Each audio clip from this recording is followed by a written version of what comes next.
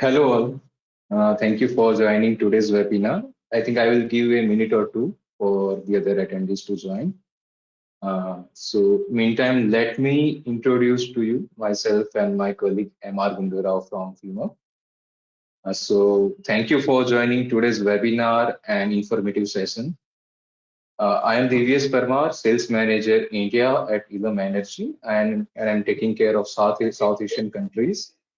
With me, I have my colleague from Fimer, Mr. M.R. Gundurao, who is the Global Product Manager for the EV and the storage. So we are very happy to associate with Elum and Fimer for this webinar, and we are committed together to provide you the best quality and reliable solutions for the microgrids. So before we start, I would request my team to broadcast the polls. I will read it first. Okay, so do you know about Elum Energy solutions?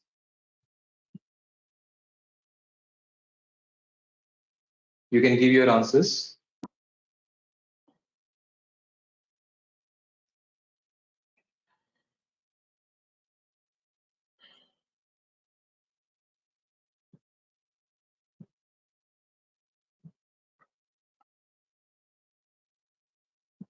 Okay, 5 more seconds.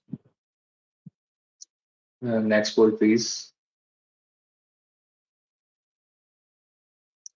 Do you know about Fimer solutions?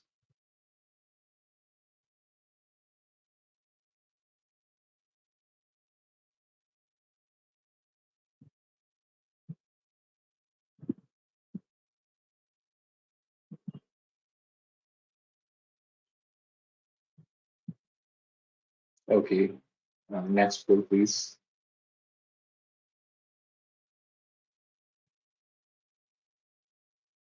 Do you have projects including solar, diesel, and battery storage?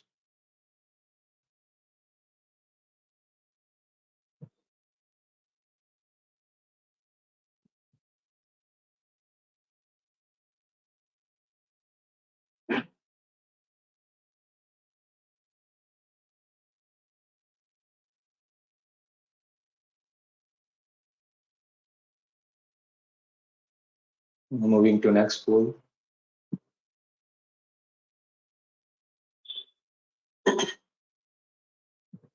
Do you need a monitoring solutions for your projects?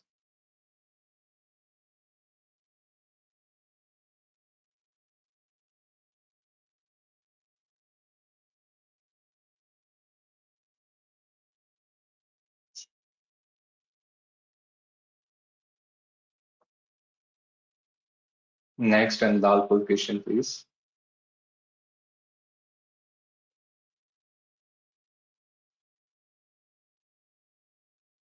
Do you know about microgrids?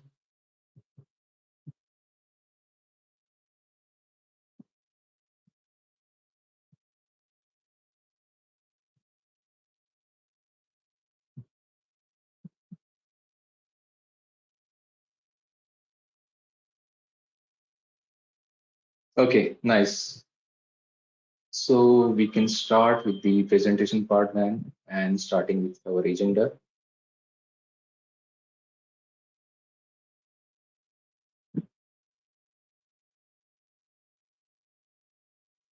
Can I have the hand to present my introduction, please?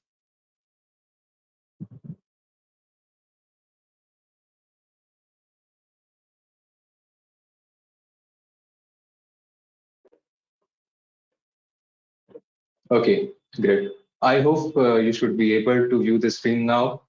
So let's start with the agenda for today's webinar, which is on the battery storage integration for the C&I applications in South Asian countries. I am Divyesh Parmar, Sales Manager at Elum Energy. So for today's agenda, we'll start with the presentation of Elum, which will cover the company overview, microgrids, and energy management systems. Then we will move to C&I applications and use cases for the solar diesel hybrids. Then we'll cover the C&I use cases for the solar and battery storage. It will be followed by the presentation of Fimer, And at last, we will take the questions for all Elum and Fimer. So now, starting with the company overview. So Elum is a French company. We are based out of Paris. We have a local presence in more than 10 countries, including in India. So we are the expert in control and monitoring of solar hybrids. So when I say solar hybrids, it is a solar plant integrated with the diesel gensets or battery storage. It can be hydro plant also, or it can be any HFO or ORC machines as well, or any wind turbines as well. So any other source which can be integrated with the solar and grids. So we call it as solar hybrids. So we are the experts of control and monitoring of solar hybrids. And we have provided more than 200 clients the solutions across 50 countries and across 1,000 sites. Divesh, we And cannot our see your main presentation, flagship, please. Can you please share your screen? We cannot see the presentation. okay.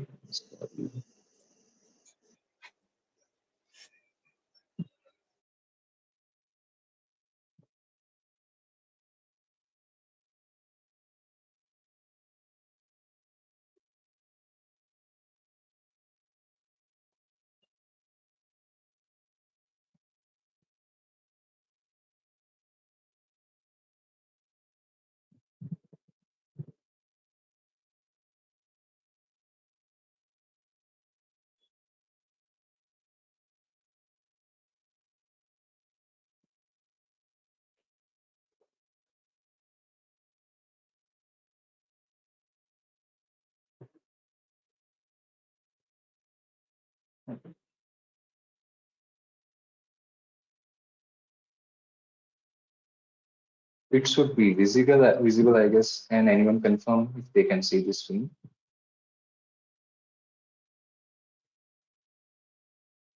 Hi Devesh, I can't see your screen. I can see your face.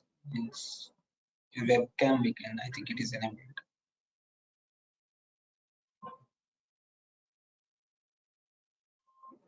Yeah, now it is. Okay. Yeah. Okay, perfect. Thank you for interrupting me. So,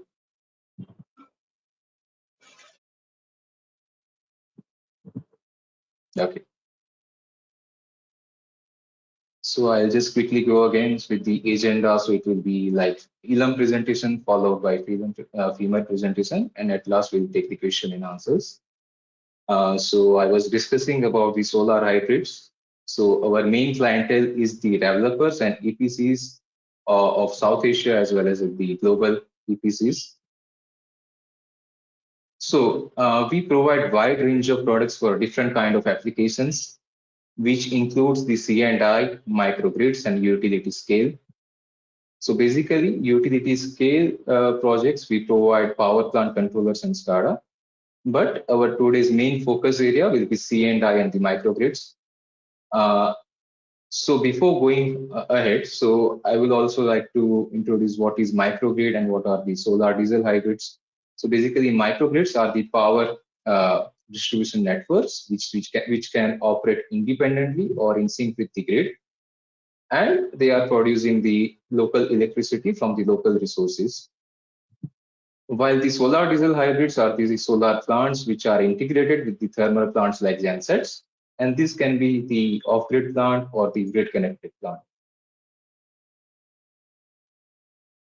So when you are coming to Elum, you will hear two terminologies very frequently. One is the e-power control and another is e-power monitor.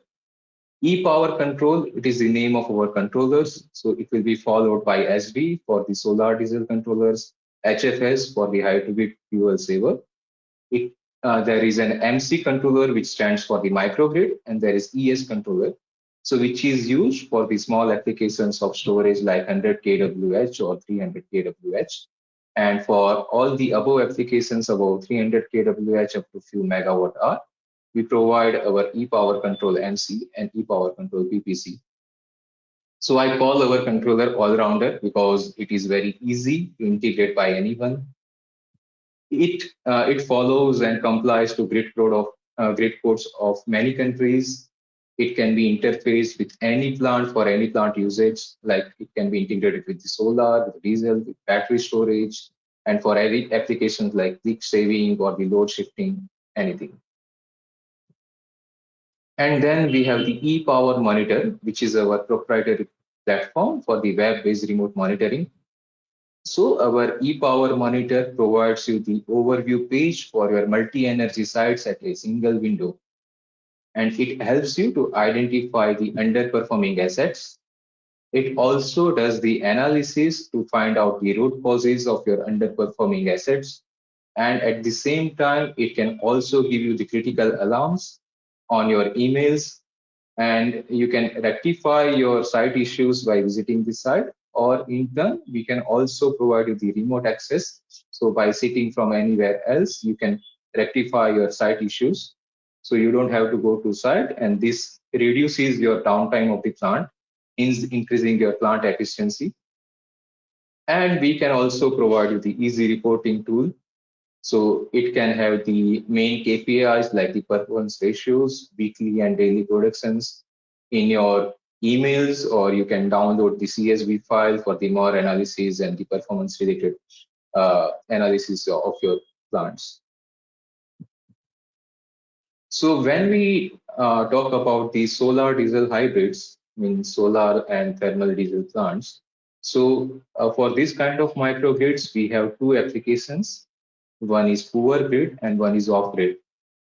For the poor grid application, this is one typical example for the C&I, where you can see there is a Elum controller which is connected to the PV plants, PV inverters over Modbus.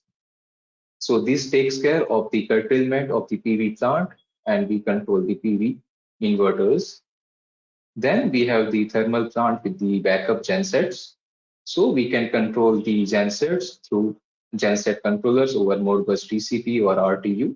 And we give the start and stop commands to the diesel gensets. And we can also maintain the minimum genset loading. We can also have the AC meters installed at DG to measure the output power from DG. And at last, at the grid side, so we install an AC meter to view the load at site and to measure the output and the consumption from the grid. So why you use an EMS for this kind of applications? So one reason is that when there is a grid failure and you have connected your solar plant with DG without any controller like Elum, so it can backfeed your DG and it can damage the diesel engines. And the other reason is that when you connect your on-grid inverters directly at the same bus as grid, so in that case, you can lose your PV plant output during the grid failure, so which is not very economical. So in such cases, we use the Elum controllers to integrate the diesel gensets with the grid and with the PV plant and maximize your plant performance. The second application is off-grid, which is similar to earlier, but here we maintain the minimum genset loading and we maximize the output from the PV plant. So one thing about Elum controllers is that they also act as a data logger, and they share the real-time data to our clouds, which is the Amazon Web Service-based hosting platform, and we provide the web-based monitoring. So how we integrate the Fimer inverters and PCS inverters with Elum? So as here you can see, our e-Power control SD controllers are connected to the PV inverters of Fimer. It can be of any inverter series, whether it is PVS or Trio or any upcoming latest series. So our controllers are compatible with the protocols of Fimer. So we have connected the PV inverters over Modbus, genset controllers as well, and AC meters at load and grid side as well. We can also monitor the sensors, whether it is pyrometer, irradiation sensor, or a full-fledged weather station. So now coming to few use cases of solar diesel hybrids. So let's start with the installation which we did last year at a goods factory in India. So we have integrated a 300 kW PV plant with the gensets to maintain the minimum DG loading as well as maximizing the PV output. Another use case which we did for a resort last year at Igatpuri, India, by integrating 140 kW PV and a genset. So here the resort was facing frequent power outages. Because of that, there was no solar production and there was a tripping of the entire plant. So we prevented the tripping of the plant and maximized the solar generation by integrating with the genset. And at last, so there is a very interesting use case for the Sri Lankan market. So for the last year, there were very frequent trippings at Sri Lanka daily, like 3 to 4 hours, and the fuel was not easily available during that time. So we integrated 2 grids of client with 300 kW of PV, 350 kV of gensets, and we ensured so there is no power cuts frequently, and we ensure the stable grid there. And after installation, so client measured the plant performance, and it gave like 60% saving in fuel and very much reduced downtime. So why do you integrate your battery storage with the solar diesel hybrids? So one of the reason is that the response time of battery storage, which is like in milliseconds, compared to backup gensets, which takes around 10 to 15 seconds before it is able to take full load. So this ensures the reliability of the grid. It also reduces the fuel consumption, meaning that your PV and storage plant has the running cost, which is cheaper than the fuel alone. So you can save considerable fuel here by reducing the use of gensets or completely shutting down your gensets. And at the same time, you can also maximize your use of solar power. So when you have a PV plant production which is greater than load, so you can store the excess PV power to battery storage and utilize it at a later time. And similarly, when your load is less, so in that case also the PV production you can store in battery storage rather than curtailing it. So this increases the overall plant efficiency. And that's why you use battery storage with the solar diesel hybrids. So there are a few operating modes for the e-power control while using battery storage with the solar hybrids. One is the zero export, so everyone knows, so I'll skip that. With the battery storage, you can perform various applications using Elum controller, like load shifting, load control, and peak shaving. Load shifting is basically shifting your load demand from the peak hours to non-peak hours during the day. For the load control, Elum controller ensures that solar power is used for your non-critical loads when your power production is more than the critical requirement. And for the peak shaving, so our controller commands BESS, battery storage, to discharge when the period is of peak or the demand is high, and to charge the batteries when the demand is less. And when there is an idle ignite mode, meaning that your grid is disconnected, then we ensure the minimum genset loading, like 30 or 35%, and integrating your DG with the PV and the battery storage. For off-grid sites, we have a few operating modes like the genset grid forming, meaning that the genset is forming the grid, and various other sources like solar and battery storage are following the genset voltage and frequency. So for the genset grid forming, we perform genset minimum loading and maximum solar penetration. With the battery storage, we can include more operating modes like spinning reserve. So consider a condition where there is a cloudy condition and your solar output suddenly drops. In that case, your plant can trip because there is your demand has suddenly increased. So to prevent your plant from tripping, we can have the spinning reserve, meaning we can reserve some power in gensets or in battery storage. so that when the requirement comes, you don't need to start your DG and waste your 10 to 15 seconds starting the DG, but it can be started when your first genset reaches to 80 or 70%, for example. And you can also use, and I suggest to use the batteries for the spinning reserve applications to make it more efficient. And when there are batteries as a grid forming, so you can completely shut down your gensets for the PV and storage applications where the generation of the renewable energy is more than the demand. So this is one typical application. Here we have added battery storage apart from the solar and diesel hybrid. So our e-power control performs the operations like the curtailment of PV plant, diesel genset start and stop, minimum genset loading. And at the same time, we communicate with the PCS inverters for SOC state of charge based charging and discharging of the batteries. And at the same time, managing the grid input and output. So how we integrate with Fimer inverters here again, the PCS inverters are connected to Elum controller over Modbus. PV inverters are also connected over Modbus. And then we have the genset controllers and AC meters and sensors as per previous case.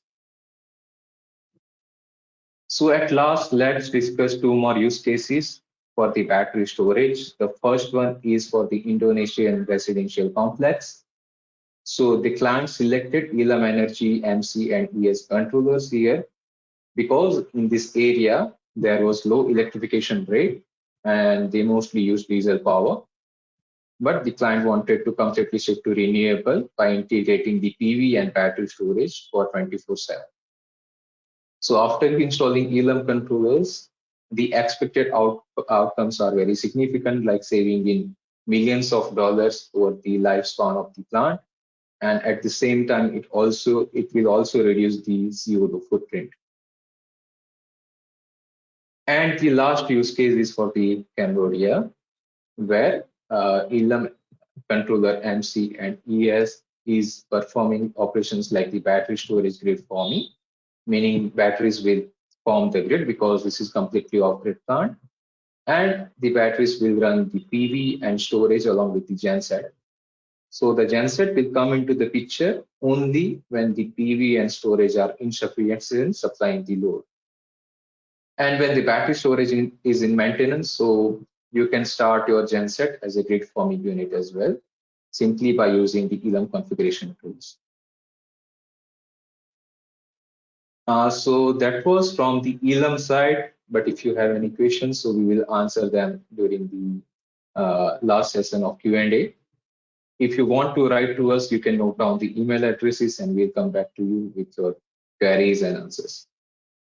So thank you for listening to me. Please feel free to drop your questions into the question box and we'll answer them at last. And I will give hand to my colleague Kulara for the further presentation of Fimer. Thank you all.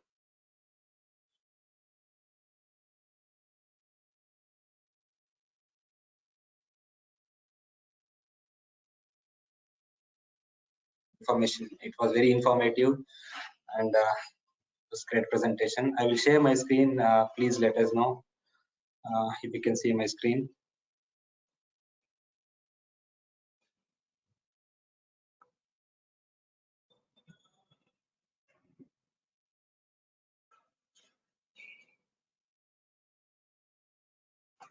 Yes, we can see your screen.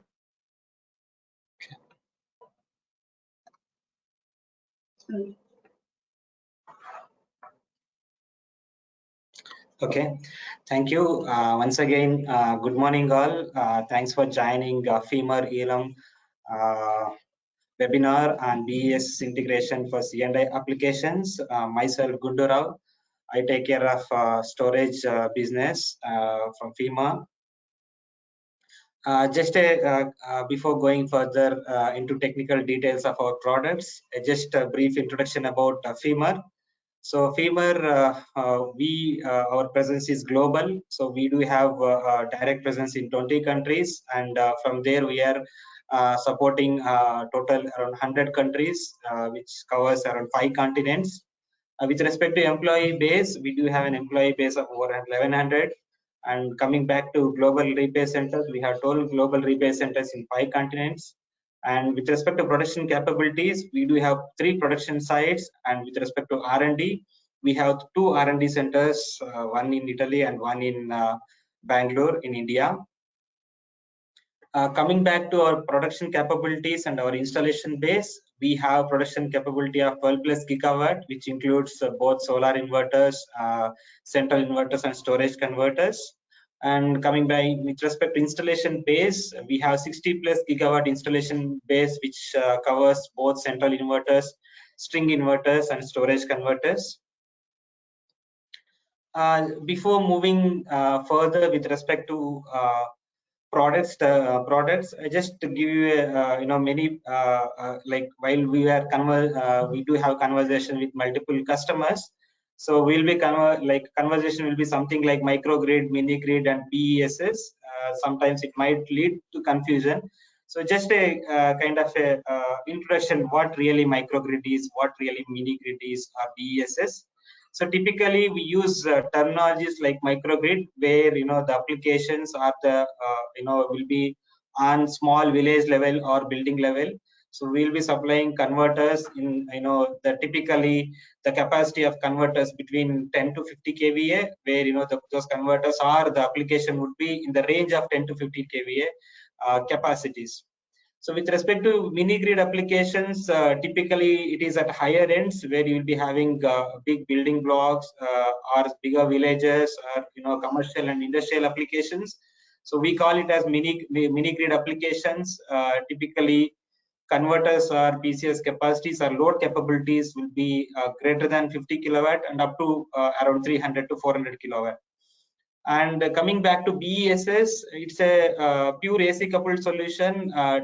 Majorly, it will be used for grid stability applications or grid support applications. So the capacities would be typically starts from 500 kVA. So coming back to product mix and match, what Fimer is offering. So we do offer, we can cater all microgrid, mini grid, and BESS applications. We do have solutions for all these. So we do have, to cater mini grid applications, we do have our MGS 100 products starting from 40 kVA. To cater microgrid applications, we do have MGS 100-15. So to cater microgrid applications, and to cater BESS applications, we do have PVS 980-58 BC converters. So this is majorly for grid support applications. And we do offer skid solutions as well with respect to PVS 980 BC for overseas customers. So just brief introduction about MGS 100 products. So this MGS, with this particular MGS 100 product, you can integrate batteries, you can integrate PV, you can integrate the grid, and you can integrate diesel generator. By utilizing all these resources, this particular MGS 100 product will support your load continuously without any interruptions. So based on your priorities, it will utilize respective resources and it will support your loads. So few technical features of this particular MGS 100. So it works in both on-grid and off-grid applications, which means that it is not mandated that grid is mandatory to work or to support your load. Even in absence of grid, also this system will work and support your loads by utilizing battery or solar resources. And it supports even AC generators as well without any backfeed. And the transition from one source to another source is seamless, so you no need to worry about power interruptions during transitions from one source to another source, like from solar to battery, battery to grid, or grid to back to battery. It is completely seamless. There will be no power interruptions. So coming back to compatibilities, it is compatible with both lead acid and lithium ion batteries. In specific, with respect to lithium ion batteries, we do have many manufacturers in lithium ion segment. We are compatible with all lithium ion vendors. And very importantly, with respect to PV, so you don't need of providing any combiner boxes, because we are offering a string inverter along with our MGS 100 product, so that you can connect output of your PV string directly to solar inverter, which will be having all inbuilt protections like fuses and SPDs. No need of additional combiner boxes required here. and it's a single cabinet construction, and we can offer container solutions as well. So we do have standard ratings starting from 40 kVA up to 240 kVA.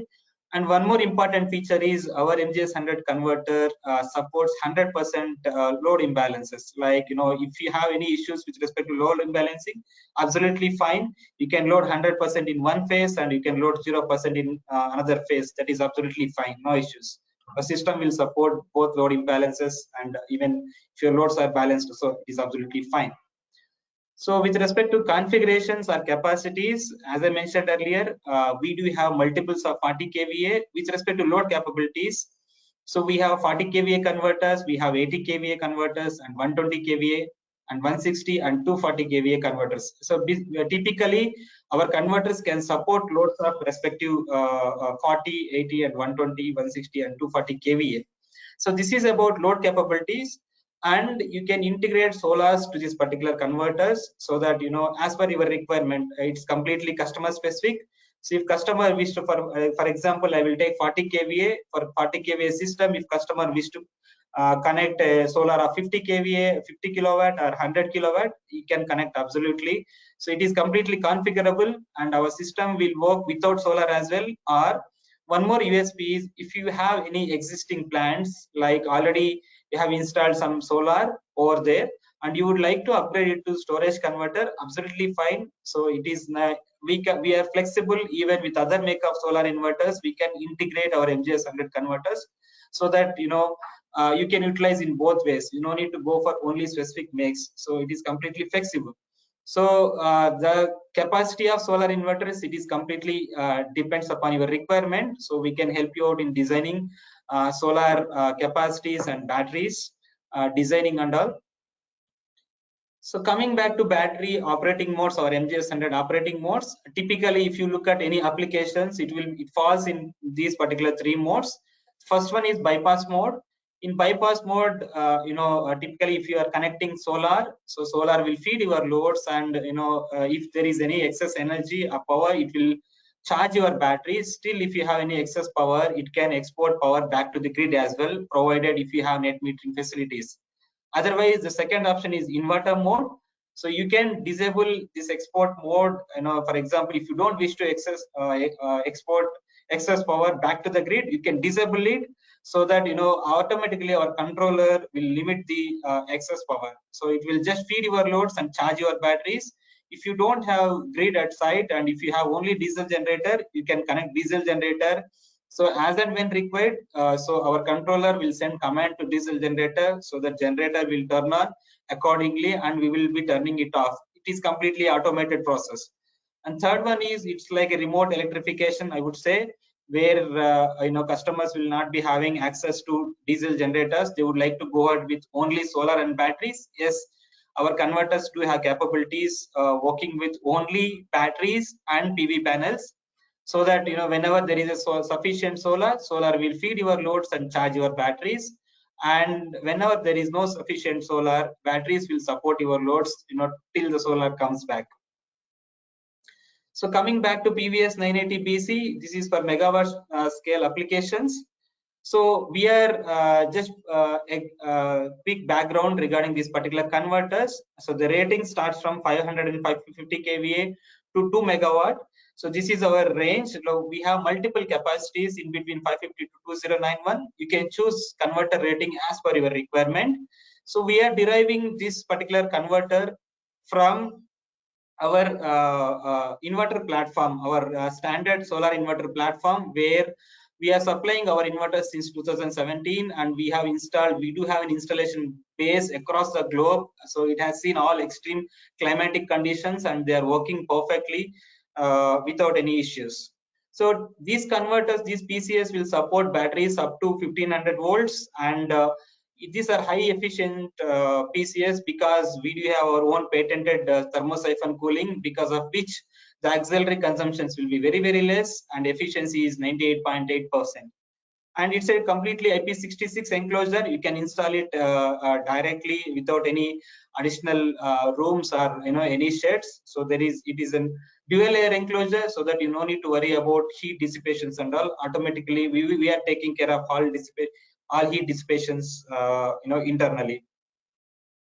So I just quick introduction about like a functional block diagram of any typical BESS system. So to the PCS at the input side, you will be connecting batteries with respect to BMS, and at the output side, you will be connecting to AC network using isolation transformer. And here, the heart is like EMS, Energy Management System, so which Elum is offering. So energy management system will be coordinating with battery management system. It will be coordinating with our PCS, and it will be reading parameters from AC network. Based on your applications, energy management system from Elum, so it will be sending commands based on your applications. It will be sending command to PCS. So how to respond, whether it should charge batteries or it should discharge batteries, and it should push active power or it should push reactive power. So this will be controlled. The commands will be sent from the energy management system by Elum. So one more thing is with respect to it's a complete, our PCS can operate in 4 quadrant, which means 100% charge and discharge it can do, and even it can support both active and reactive power controls, 100% of its capacity. So few applications, you might have seen this application list of applications when Divesh was presenting. So it is in line with, based on command, based on customer's application requirement. So it will be designed in EMS. So EMS will send command to our PCS. Then accordingly, PCS will act, and it will push either active power or reactive power based on the requirements. So you can see the list of few common applications customers will be using, like renewable smoothing or firming, energy time shifting, frequency regulations, voltage support, peak shaving, spinning reserve. So I would like to stress one point here, like black start capability. So you might have seen in previous presentation that few times diesel generators will be forming a grid. So now people are moving ahead with they would like to eliminate diesel generators in grid forming mode, because if you are using diesel generators, you should maintain some minimum 30% loading on diesel generators, and unnecessarily it will be consuming a lot of diesel. So to avoid that, so you can connect PCS, and there is no limitations as such, like you should maintain some XYZ loading. So as and when required, our system can form a grid, even though there is no grid. So our PCS can form a grid so that other sources can synchronize to that particular grid, and it will feed your load. So you will not be losing any energy, during grid failure hours as well. So if you look at typical topologies or converter topologies, one is AC coupled, where you will be integrating bidirectional converters and PV inverters and some diesel generators as and when required. So you can connect all together to one AC coupled bus bar, and as per project requirement, based on the controller, EMS commands, respective systems will behave.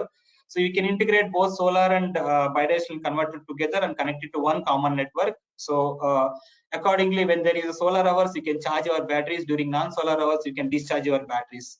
So, and second one is standalone application, where it's like pure, you just connect your bidirectional converter to respective AC network. So, and you charge your batteries from respective AC network and be ready with as and when required.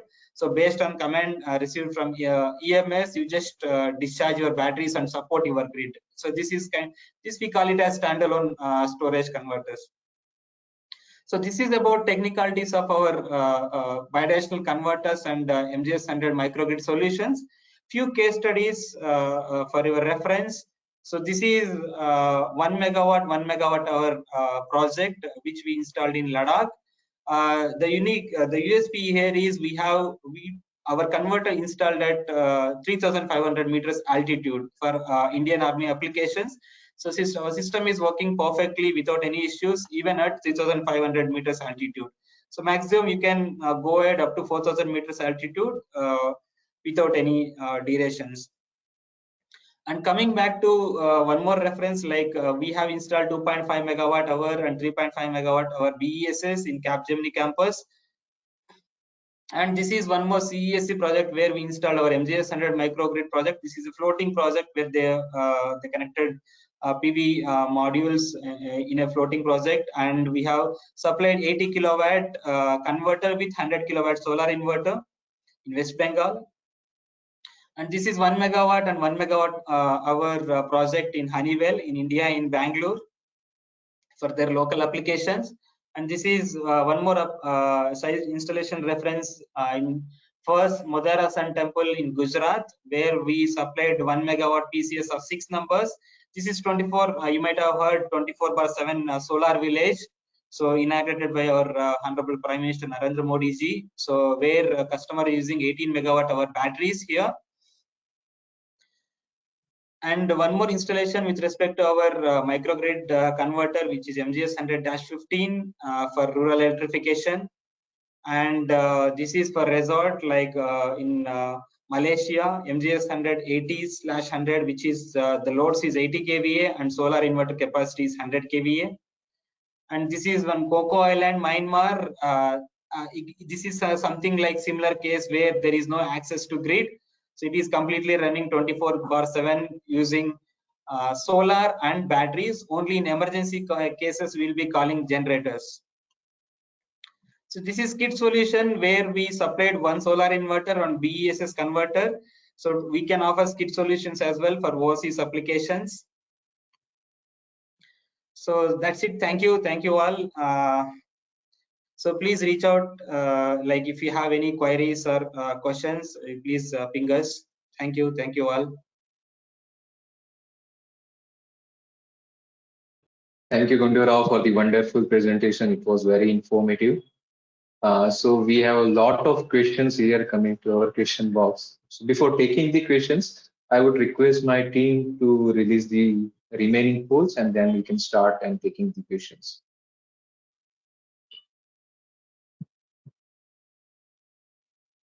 Okay. So which sector do you believe would benefit most from the microgrid implementation?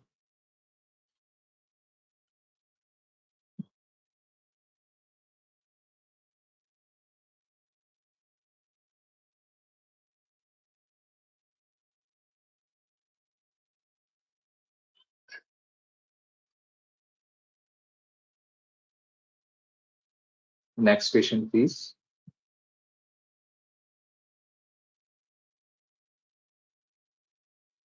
Are you aware of any existing microgrid projects in your area?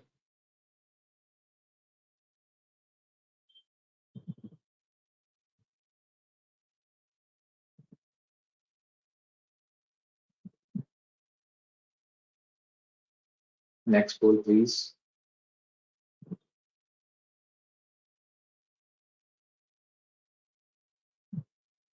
Should governments provide incentives or subsidies to encourage adoption of microgrid systems?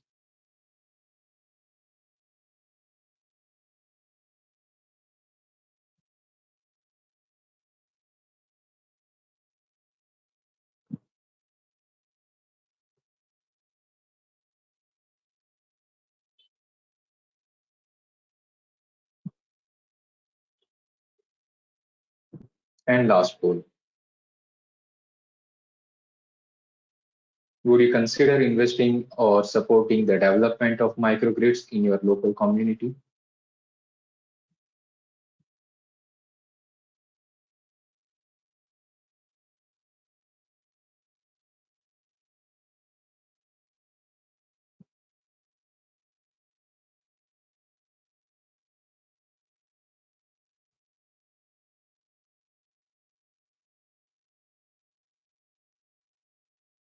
Okay, so time for taking few questions.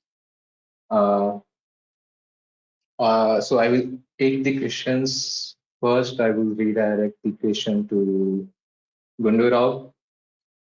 The seamless transfer from on-grid to off-grid in case of grid failure will be the functionality of EMS or PCS. Would you like to answer, Gundurao?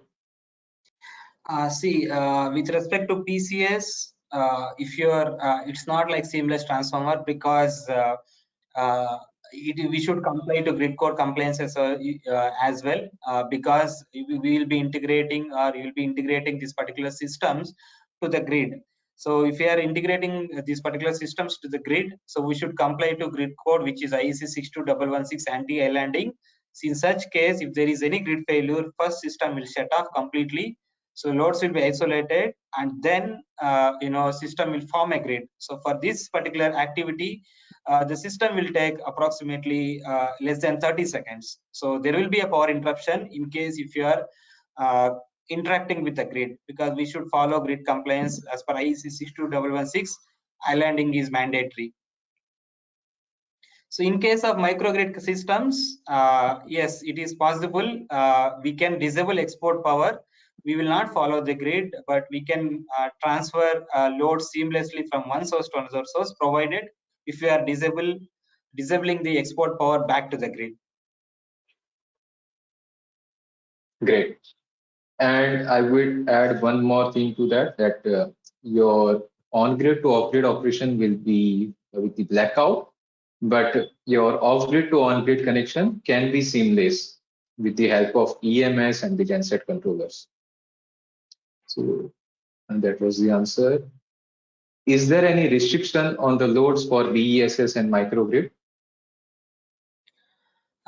There is no such restrictions for BESS and microgrid provided, because our both BESS, PCS and microgrid converters can capable of operating between power factors majorly. A customer might be concerned here about.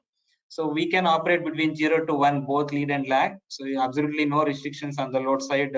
You just need to consider peak loads. If you are having any inrush currents or something like, while designing, you should consider all those inrush currents and choose your BESS PCS converter or microgrid converter rating accordingly. So there is no as such restrictions. The operating power factor range is wide, like 0 to 1. So it can operate in any power factor ranges. Okay. The question is for Fimer, what is difference in two models of PVS 980-58 and PVS 980-58 BC? Yeah, so PVS 980-58 is our inverter platform. So it works in unidirectional. Typically, it's a solar inverter, grid tie inverter, I would say. So it will be exporting power back to the grid from solar, from PV modules. It's a unidirectional converter. Whereas PVS 980 BC, it's a bidirectional converter. So it can act like an inverter and it can act like a rectifier as well. For example, at the input, you will be connecting batteries. So from batteries, it can export power to the grid as well. And same time from grid, you can charge your batteries as well. It works in bidirectional way. That's why we call it as BC. BC means bidirectional converter. Okay, so this question is for Elum. How is reactive power and LVRT handled by your EMS? So basically, with the power plant controllers and microgrid controllers of Elum, we can control the active and reactive power outputs, both for the solar and the battery storage inverters. And for the LVRT, it is basically the function of the PCS inverters, but we can give the commands to PCS for the voltage and frequency regulation, and in turn, taking care of the reactive power of the entire system. Okay, so there is a next question. It is related to the BMS and battery cells. Could you please tell us about your experience with BMS suppliers? So I will first answer in terms of the EMS and then I will ask Mundu to answer that. So for the BMS experience, basically we communicate over the Modbus TCP and RTU for controlling the batteries. So if the BMS supplier can provide the Modbus access, we can control and monitor the batteries over Modbus. And I guess it is similar to Fimer as well.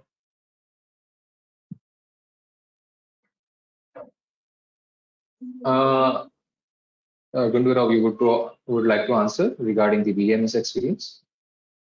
So could you please tell us about your experience with BMS supply? Yeah, it is like with respect to PCS, our PCS is compatible with almost all kind of BMS suppliers and even our both our microgrid converters and same as even PCS as well.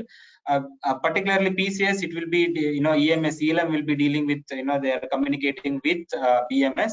Whereas our microgrid converters, we do have our own controller, particularly our MGS 100 series, where we can communicate with almost all BMS suppliers. They just need to share the Modbus mapping details of respective BMS. We can communicate with the protocol is Modbus TCP/IP or RS485. So we can communicate and we can configure as per respective battery manufacturer charging algorithm. So that can be done. It is completely flexible. We are completely flexible. Okay. So next question is for Elum. Will Elum EMS controller will only interact with BMS and PCS, or it can interact with other devices of BESS like firefighting, HVAC, and other auxiliary components? So Elum EMS can also communicate with the auxiliary devices. So apart from the managing of PCS, BMS, and PV inverters, we can also do load control, meaning which we can do the control of HVAC, and through Modbus, we can also control the auxiliary components. Next question for Fimer: how much energy is consumed by PCS during grid forming mode? So during grid forming mode, in general, because it depends upon our auxiliary consumption, so which will be typically around 3 kVA. So you would be, if you would like to work our PCS in grid forming, typically our PCS will work in two modes. One is grid following mode, and second one is grid forming mode.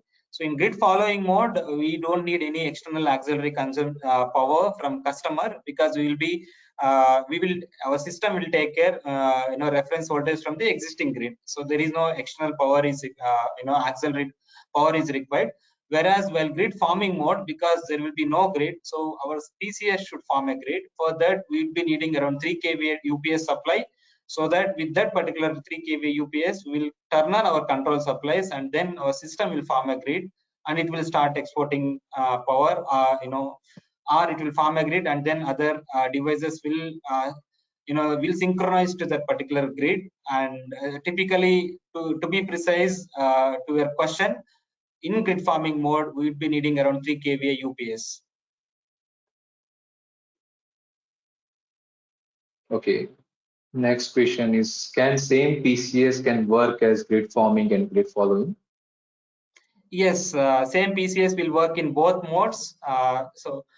First, if there is a grid, it will just simply follows the grid, and when there is a grid failure, so it will switch over from grid following mode to grid forming mode. Yes, same PCS will work in both modes. Okay, there is one interesting question: which is better, AC coupled systems or DC coupled storage?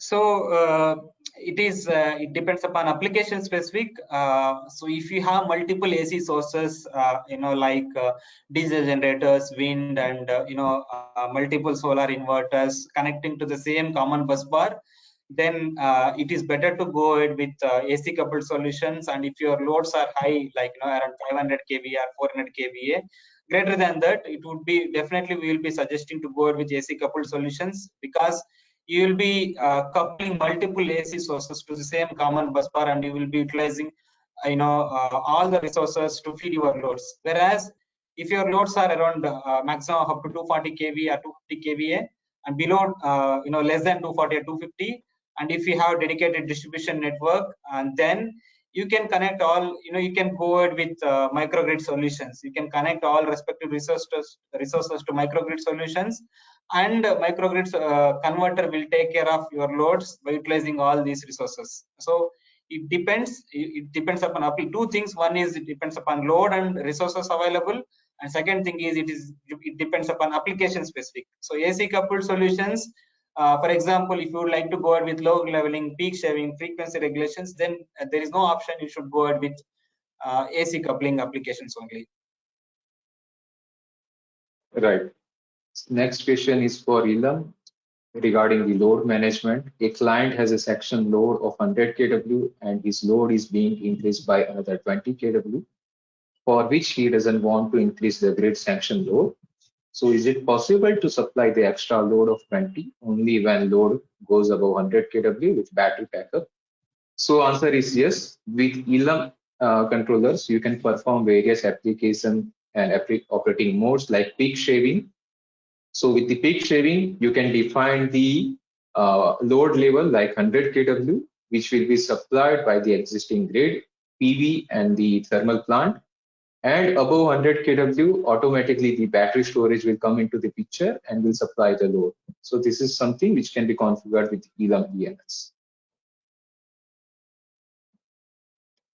Okay, next question is, MG series can be used up to how much altitude and will it be successful at an height of 13,000 feet?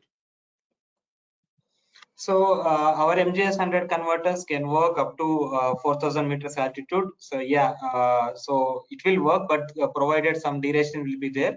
So we will be sharing duration curve. So you should choose, your our MGS 100 accordingly. So it will work up to 4,000 meters. Yes. Next question is, what the delay between the PCS switching from grid forming and grid following?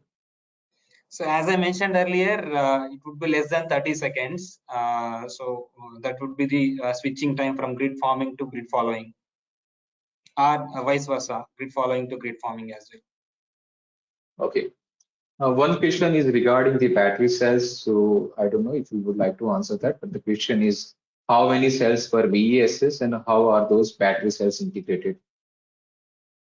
So it's not about cells, I would say. For example, if you look at the architecture of lithium-ion batteries, typically there will be three components. One is cell, second one is module, and third one is rack.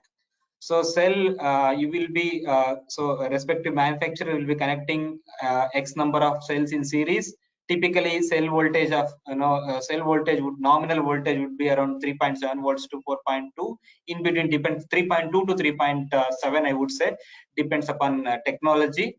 So then they will be connecting in series and some X number of cells in series, and they will form a module. And then they will connect number of modules in series. They will make a rack. So you should consider rack voltage as your system nominal voltage. So it depends upon the PCS. For example, if you take our systems, our PCS will support nominal voltage up to 1300. If you consider high and low, maximum you can go ahead up to 1500 volts. So you will arrive nominal voltage around 1300 or 1250. So that would it depends upon rack design, I would say. So how many modules you are connecting in series? So it depends upon your designing. So your operating voltage, because the higher the voltage, lesser the current, lesser the losses. So you should design accordingly. So the lesser the voltage, higher the current, the losses will be higher. So if you are going ahead with battery banks of higher capacity, definitely we will recommend you to go ahead with higher battery voltage ranges, where you should connect more number of modules in series. Great. So I think with this we have answered almost all the technical questions, but if I missed something, so we will get back to you again over mail, and we will share our PPTs and references to you over mail over the mail later on. So thank you all for joining today's webinar. It was very interesting, and thank you for your participation. We look forward to see you again for our upcoming webinars with Fimer, and have a nice day to you all.